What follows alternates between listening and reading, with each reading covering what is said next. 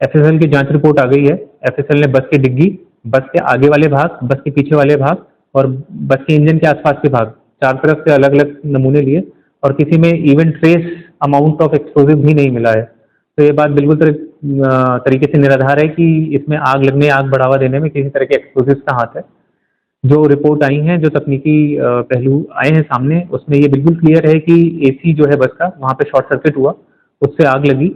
और जो आपका ये बस का डक्ट होता है जहाँ से ठंडी हवा आनी चाहिए, वहाँ से जलने वाला धुआं जो है वो बस के अंदर प्रवेश किया और वो भर गया।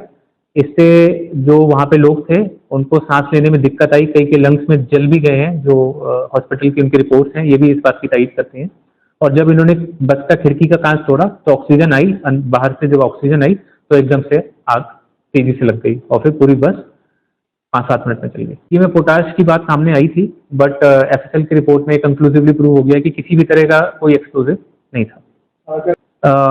जो चढ़ने का दरवाजा है उसके बगल में जो नीचे स्पेस है, वहाँ पे बिना जले पटाखे मिले थे।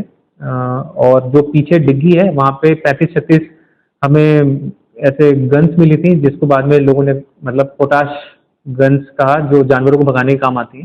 बट एक्सप्लोजिव की किसी में कहीं भी कोई चीज़ नहीं मिली। बस में टोटल जो घायल हैं वो 35 थे, जिसमें से अनफॉर्चुनेटली 26 लोगों की मृत्यु हो चुकी है। अभी तक कोई भी ऐसा आदमी नहीं आया है जो उस बस में खुद क्लेम कर रहा हो कि मैं उस बस में था और मैं जल गया। तो जितने भी लोग या तो घायल या मृत थे वो 35 ही हैं। और बस का जो ड्राइवर है उसने भी जांच में यही बताया है कि करीब करीब यही संख्या थी। एसआईटी ने 3 लोगों को अब तक गिरफ्तार कर लिया, जिसमें बस का ड्राइवर, बस के मालिक और बस का जिन्होंने बॉडी बनाई, इन तीनों को गिरफ्तार किया गया।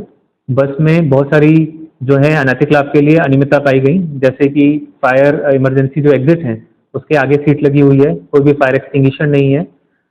बस में इमरजेंसी में कांच तोड़ने के लिए हैमर होना चाहिए, वो भी नहीं मिला।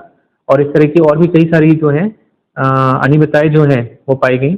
और अलग अलग एजेंसीज ने यहाँ पे आके अलग अलग तकनीकी पहलुओं पे जांच की, जिनकी रिपोर्ट हमारे पास आई हैं और अब उस आधार पर अनुसंधान आगे बढ़ रही है। इसमें अनुसंधान जारी है और आगे जैसे जैसे दस्तावेज और रिपोर्टें आती जा रही हैं, आगे हर पहलू पे अभी अनुसंधान होगा।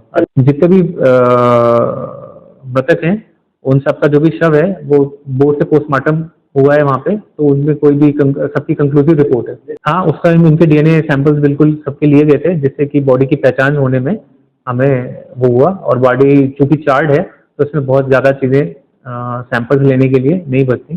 फिर भी इनका बोर्ड से मेडिकल करवाया गया, जैसे किसी भी तरह का कोई शक शुबा नहीं रहता। जो बाकी एफएसएल और इन सबसे बात हुई तो उसमें ये है कि जब ये धुआं आया तो इसमें कार्बन मोनोऑक्साइड थी, उसकी वजह से लोगों का दम घुटा और लोग बहुत तेजी से जो है मूवमेंट नहीं कर पाए।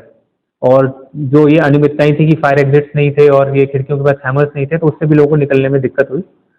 जब इन्होंने धुआं निकालने के लिए खिड़की का कांच तोड़ा तो ऑक्सीजन अंदर आई और जिसकी एकदम से आग जिसकी वजह से लग गई और 5-7 मिनट में ये पूरा सटर। देखिए, ये तो अब तकनीकी जो भी बिंदु है ये संबंधित विभाग जो है इस पर ज़्यादा अच्छा बता पाएगा।